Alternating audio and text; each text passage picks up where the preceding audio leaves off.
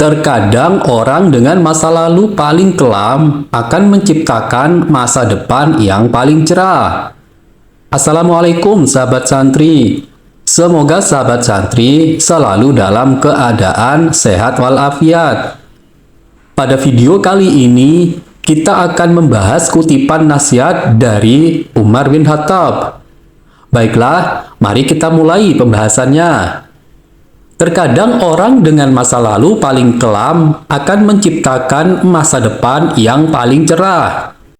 Kutipan di atas adalah salah satu nasihat dari Umar bin Khattab, Khalifah kedua dan sahabat Nabi Muhammad SAW.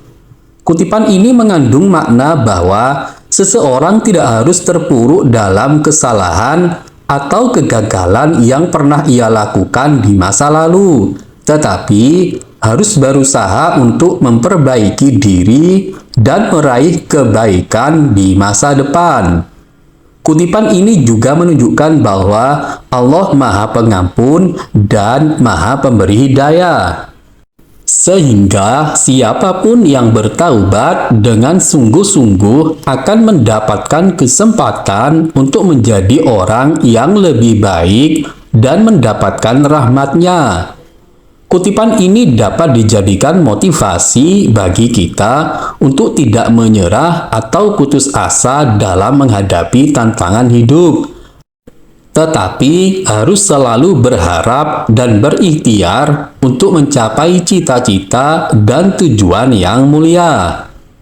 Kutipan ini juga mengajarkan kita untuk tidak menghakimi orang lain berdasarkan masa lalunya, tetapi melihat potensi dan kemampuannya di masa kini dan masa depan. Kutipan ini juga mengingatkan kita bahwa setiap orang memiliki kesempatan yang sama untuk berubah dan berkembang, asalkan ia mau berusaha dan berserah diri kepada Allah. Bagaimana cara memperbaiki diri setelah melakukan kesalahan di masa lalu? Memperbaiki diri setelah melakukan kesalahan di masa lalu adalah hal yang penting dan mulia. Ada beberapa langkah yang bisa Anda lakukan untuk mencapai hal itu, antara lain: pertama, mengakui kesalahan dengan jujur dan bertanggung jawab atas konsekuensinya. Kedua, memaafkan diri sendiri dan melepaskan rasa bersalah, sedih, atau malu yang menghambat Anda untuk berubah. Ketiga, meminta maaf kepada orang lain yang terkena dampak dari kesalahan Anda dan berusaha memperbaiki hubungan yang rusak. Keempat, merenung dan memetik pelajaran dari kesalahan serta menetapkan tujuan dan rencana untuk menjadi lebih baik.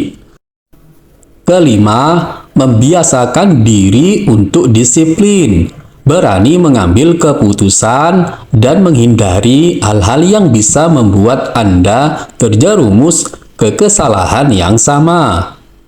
Keenam, melakukan self-talk yang positif, hargai diri sendiri, dan bersyukur atas kesempatan yang diberikan oleh Allah untuk berubah. Apa yang harus kita lakukan jika orang lain tidak mau memaafkan kita? Jika ada orang lain yang tidak mau memaafkan kita, kita harus menghormati keputusan mereka dan memberi mereka ruang untuk berpikir. Kita tidak boleh memaksa atau menuntut dimaafkan, karena itu hanya akan membuat mereka semakin marah atau sakit hati. Kita harus bersabar dan paham bahwa memaafkan adalah proses, dan setiap orang memiliki cara dan waktu yang berbeda untuk melakukannya. Bagaimana cara memperbaiki hubungan dengan orang yang tidak mau memaafkan kita? Memperbaiki hubungan dengan orang yang tidak mau memaafkan kita memang tidak mudah, tetapi bukan berarti tidak mungkin. Berikut ini adalah beberapa cara yang bisa Anda coba. Yang pertama adalah cobalah untuk meminta maaf beberapa kali. Jangan menyerah jika permintaan maaf Anda ditolak sekali atau 2 kali. Tunjukkan bahwa Anda benar-benar menyesal dan ingin berdamai. Namun, jangan juga memaksa atau mengganggu orang tersebut terus-menerus, karena itu bisa membuatnya semakin menjauh. Yang kedua adalah tunjukkan kesungguhan Anda. Selain meminta maaf dengan kata-kata, Anda juga harus membuktikan dengan perbuatan bahwa Anda telah berubah menjadi lebih baik. Lakukan hal-hal yang menyenangkan atau bermanfaat bagi orang tersebut, seperti membantunya dalam pekerjaan, memberinya hadiah, atau mengajaknya melakukan aktivitas yang disukai. Yang ketiga adalah tanyakan apa yang harus Anda lakukan untuk mendapatkan maafnya. Jika orang tersebut masih sulit memaafkan Anda, cobalah tanyakan dengan sopan dan santun apa yang bisa Anda lakukan untuk menebus kesalahan Anda. Mungkin ada hal-hal tertentu yang ia harapkan dari Anda, seperti mengakui kesalahan Anda di depan orang lain, mengembalikan barang yang Anda rusak, atau berhenti berhubungan dengan orang yang ia benci. Yang keempat adalah bujuk dia lewat makanan. Makanan bisa menjadi salah satu cara untuk mencairkan suasana dan membangun kembali kedekatan. Anda bisa mengajak orang tersebut makan bersama di tempat favoritnya, atau membuatkan makanan spesial untuknya. Pilihlah makanan yang ia sukai atau memiliki makna khusus bagi hubungan Anda. Yang kelima adalah jangan jadi pendendam. Jika Anda ingin orang lain memaafkan Anda juga harus bisa memaafkan diri Anda sendiri dan orang lain. Jangan menyimpan dendam atau kesal terhadap orang yang tidak mau memaafkan Anda, karena itu hanya akan memperburuk hubungan Anda. Cobalah untuk menghargai pilihan dan perasaan orang tersebut dan berharap yang terbaik untuknya. Yang keenam adalah minta dukungan dari orang lain. Jika Anda merasa kesulitan untuk mendekati atau berbicara dengan orang yang tidak mau memaafkan Anda bisa meminta bantuan dari orang lain yang dekat atau dipercaya oleh orang tersebut, seperti teman, keluarga, atau kolega. Mereka bisa membantu Anda untuk menjembatani komunikasi, memberi saran, atau memberi semangat. Pemaaf adalah sikap mulia yang diajarkan oleh Islam. Ada banyak manfaat yang bisa kita dapatkan dari pemaaf, baik untuk kesehatan, kebahagiaan, maupun ketakwaan kita. Berikut adalah beberapa manfaat dari pemaaf. Yang pertama adalah mendapatkan pengampunan dan keberkahan dari Allah. Allah Maha Pengampun dan Maha Penyayang.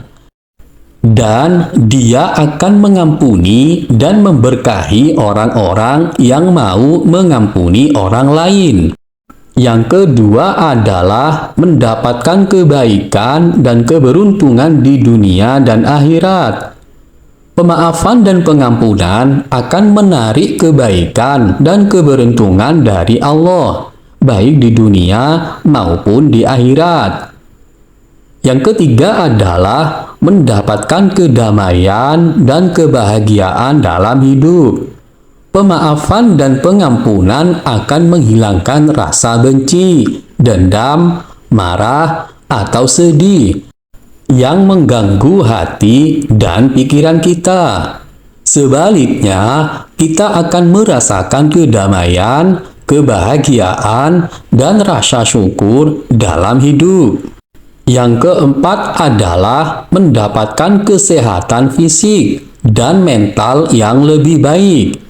Pemaafan dan pengampunan akan mengurangi stres, tekanan darah, denyut jantung, dan ketegangan otot yang bisa menyebabkan berbagai penyakit. Selain itu, pemaafan dan pengampunan juga akan meningkatkan sistem kekebalan tubuh, kualitas tidur, dan keseimbangan emosional kita. Yang kelima adalah mendapatkan hubungan yang lebih harmonis dengan orang lain. Pemaafan dan pengampunan akan memperbaiki hubungan yang rusak akibat kesalahan atau konflik. Kita akan lebih mudah berkomunikasi, bekerja sama, dan saling menghormati dengan orang lain. Kita juga akan lebih mudah memaafkan diri sendiri dan belajar dari kesalahan kita. Untuk pembahasan terakhir, kita akan mencoba mengambil hikmah dari kutipan Umar bin Khattab tersebut. Namun, sebelum kita lanjutkan, alangkah enaknya kalau kita ngopi dulu. Mantap! Baiklah, yuk kita lanjutkan. Hikmah dari kutipan Umar bin Khattab yang bisa kita ambil sebagai pelajaran adalah: pertama, jangan pernah menyerah pada harapan dan impian Anda. Meskipun Anda pernah mengalami masa lalu yang kelam, Anda masih bisa menciptakan masa depan yang cerah dengan usaha dan doa Anda.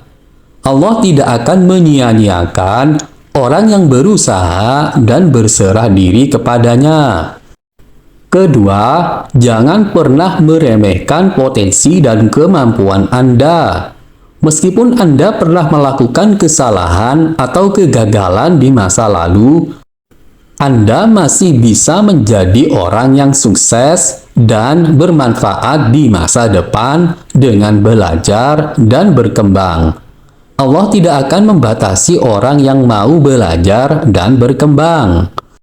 Ketiga, jangan pernah menghakimi orang lain berdasarkan masa lalunya. Meskipun Anda pernah melihat orang lain berbuat buruk atau salah di masa lalu, Anda masih bisa menghormati dan menghargai orang lain di masa depan dengan memaafkan dan mengampuni. Allah tidak akan menilai orang hanya berdasarkan masa lalunya, tetapi juga berdasarkan perubahannya. Baiklah sahabat santri, semoga pembahasan ini dapat menjadi inspirasi dan motivasi untuk saling maaf-memaafkan jika ada kesalahan antar sesama manusia. Jika Anda mempunyai pengalaman atau pendapat lain, silahkan ketik di kolom komentar. Karena pengalaman atau pendapat sahabat santri sungguh sangat membantu kita untuk belajar menjadi lebih baik. Jika sahabat santri menyukai video ini, silahkan klik like dan subscribe. Dan bagikanlah video ini supaya bermanfaat. Terima kasih sudah mengunjungi channel John Santri. Wassalam.